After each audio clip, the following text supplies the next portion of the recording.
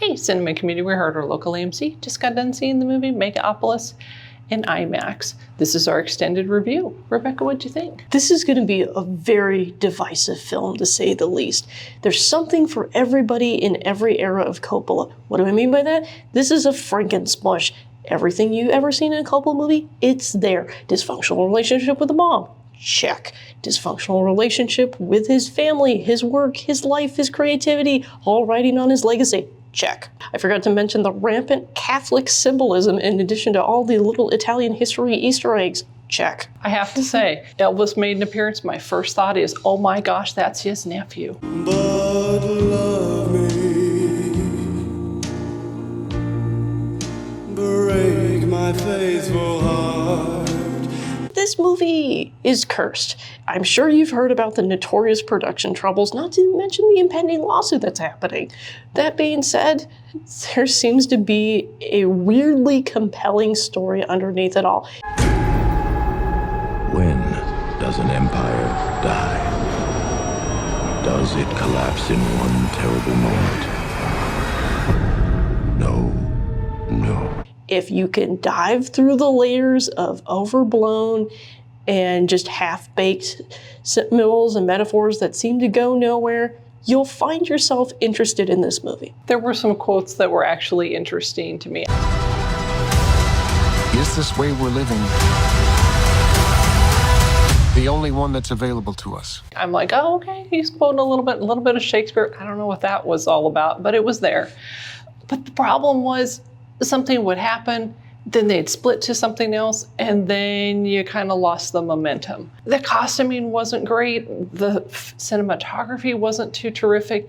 It really felt like it was lacking direction. And we're talking Francis Ford Coppola, and it felt just so disjointed. It felt like not even a mini-series. It just felt like lots of snippets. Ladies and gentlemen, and children of all ages, welcome. And I didn't really care about much of the character, and the development was pretty weak in most of them. This is Francis's take on basically everything. You want to know what he thinks about this? You'll find it. Imagine today's society as a branch of civilization about to reach a dead end. If you want to know what he thinks about this, you'll find it. We're in need of a great debate about the future. What I see is interesting in this, though, is a man who wants to leave his legacy of positivity.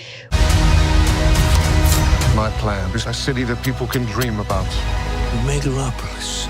When the film starts to veer into negativity, yes, it does become predictable.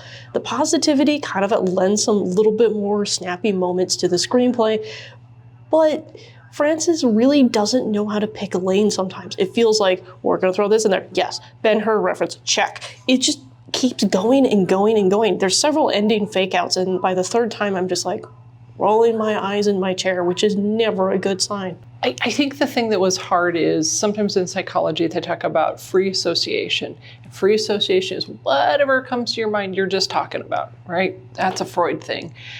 And that's kind of what it felt like. It's kind of like you're sitting there and Francis is on the couch talking to his shrink and he's just telling you everything he wants to say about the world, about politics. People don't need dreams. People need help now. Don't let the now destroy the forever. About society, about people, relationships. It really felt like too much. I get that the man is wonderful in his own right. I understand that he wants to leave a legacy. I just wish it would have been a more coherent story. I wish it would have followed one lane. Like Rebecca's saying, he couldn't find the lane. That made it hard to watch for me. The music is overhyped to me. I think that maybe a pared-down soundtrack would have done this movie wonders. It would have forced the audience to take it seriously. Instead, you just have layers of soundtrack that gets buried, and it just kind of overwhelms the movie. It's like a little vine trying to squeeze its little hands around this movie, and it sucks the life out of some scenes that would otherwise be very impactful. The part that actually made me really sad was this has a pretty solid cast. A lot of names you're gonna know. It felt very weak in the deliveries. Enjoy the show. 1, 2, 3. Yippee-yay. Some of the performances felt kind of dialed in, and the ones that were supposed to be really emotional and you're supposed to really care about the characters, I found myself not caring as much as I really think that Francis was hoping that we would. I believe he wanted us to be invested in every character, really say, wow, this could really happen, and I really want people to think about such things. Rebecca, what do you think? Is it worth a watch? I think this is a sit down and stream it. You're definitely going to want some caffeine for this one, but you also want to take the time to appreciate what Francis is trying to give us. At this point, this is his last film, and he wants it to be his legacy for a reason. I don't know if I would run out and go see it, but I know that the Francis fans are probably going to really run out and see it. Our theater had quite a few people in it. I was excited. However, if you're not a big fan, I don't know if you're going to get as much out of it. And like Rebecca said, maybe wait to stream it. That way you can kind of pause and reflect. It is a movie. I'd probably see it again. I know there's more that I missed. This has been our extended review. We want to open it up to you in the comments. What's your favorite Francis Ford Coppola film? And for more extended reviews, click the links to the right.